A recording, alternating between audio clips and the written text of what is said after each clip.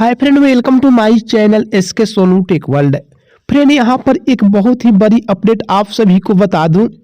JP university क्या अब home centre पर परीक्षा नहीं होगा? जैसा कि आप सभी को मालूम होगा कि जेपी यूनिवर्सिटी ने एक अपडेट जारी करते हुए यह बताया था कि स्नातक पार्ट 1, पार्ट 2, पार्ट 3 तथा पीजी का सभी एग्जाम होम सेंटर पर ही होंगे।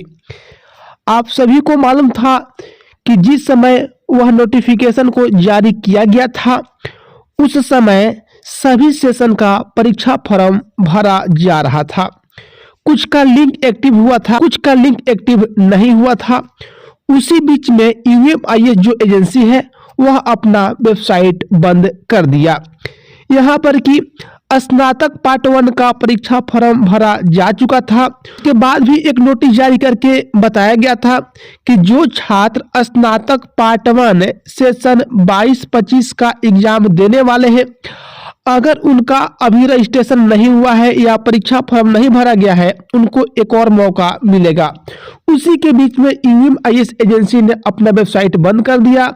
पार्ट 2 का कुछ छात्र छात्राओं ने एडमिशन कराया था तथा परीक्षा फॉर्म भी भरा था, लेकिन पार्ट 3 की बात करें तो सेशन 20-23 वाले वो सभी छात्र छात्राएं अपना ना ही एडमिशन करा सके थे और ना ही परीक्षा फॉर्म भर सके थे, क्योंकि स्नातक पार्ट 2 सेशन 20-23 का अभी मार्कशीट ही डाउनलोड नहीं हो रहा था। यहाँ पर सवाल है कि क्या अब होम सेंटर पर एग्जाम होगा कि नहीं होगा, क्योंकि उस समय वीसी कोई और था, अभी कोई वीसी और है।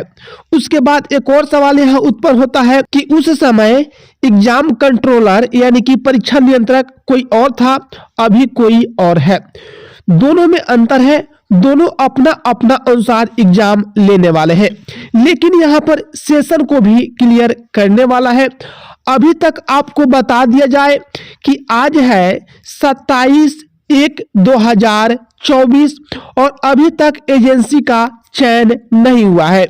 और आप सभी को ये भी मालूम है कि जो यूनिवर्सिटी है वह डिपेंड है राजभवन पर, कि राजभवन से आदेश आएगा उसके बाद एजेंसी का चयन होगा।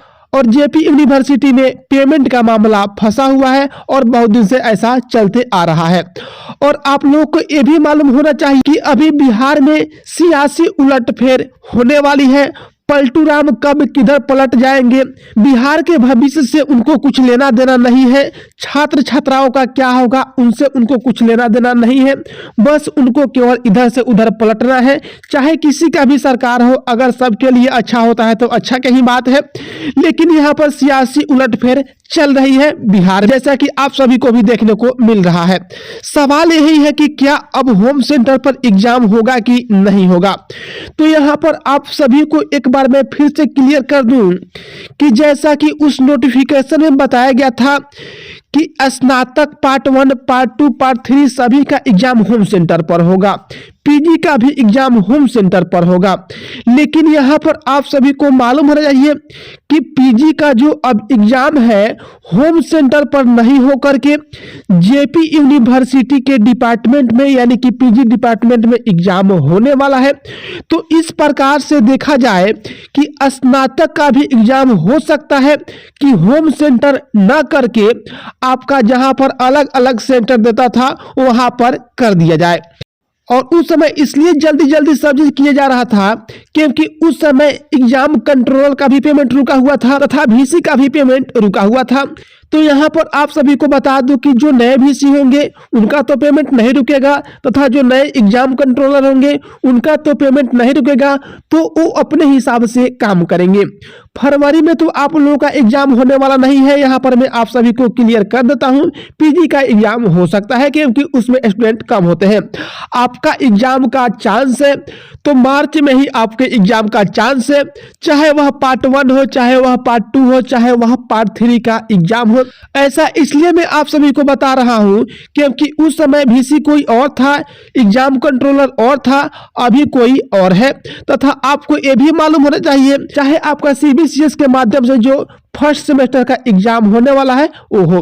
लेकिन सवाल है कि आखिर चयन होगा तो कब तक होगा चयन एजेंसी का, क्योंकि जब तक एजेंसी का चयन होगा नहीं, 60,000 के आसपास स्नातक पार्ट 1 पार्ट 2 पार्ट 3 में स्टूडेंट है, उन सभी लोगों का ऑफलाइन फॉर्म फिलअप करवाना पॉसिबल नहीं है। यहाँ पर आप सभी को अभी वेट करना पड़ सकता है, क्योंकि बिहार में अभी सियासी उलटफेर जारी है। छात्र छात्राओं को भविष्य को कोई देखने वाला नहीं है। आपको जैसा मन करे वैसा काम कीजिए, क्योंकि बिहार के नेताओं का एक ही मकसद है कि अगर आप लोग ग्रेजुएशन कर जाएंगे तो आप सभी रोजगार मांगेंगे, और मुझे रोजगार देना है नहीं। अभी आप सभी देख सकते हैं कि भाजपा के सरकार में रोजगार की तो आप बात ही नहीं कर सकते हैं। अगर मान लीजिए किसी अलग का सरकार रहता है तो उसमें आप सभी को थोड़ा बहुत रोजगार मिल जाता है, लेकिन जैसे आप भाजपा की सरकार में आते हैं रोजगार शून्य सन्नाटा हो जाता है। अभी आप हाल ही में देखे होंगे कि एएलपी का वैकेंसी आया है, कितना कम वैकेंसी आया है, जो कि पूरे देश के लेवल पर आया है।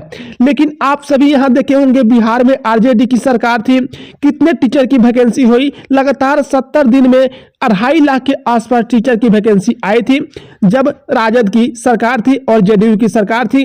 लेकिन यहाँ पर आप सभी देखने वाले हैं कि एक बार फिर से नीतीश कुमार पलटने वाले हैं, फिर उम्मीद लगता है कि एक बार रोजगार यहाँ से भी जाने वाला है। मुझे उम्मीद है कि आप सभी इस बात को अच्छे तरीके से समझ गए होंगे।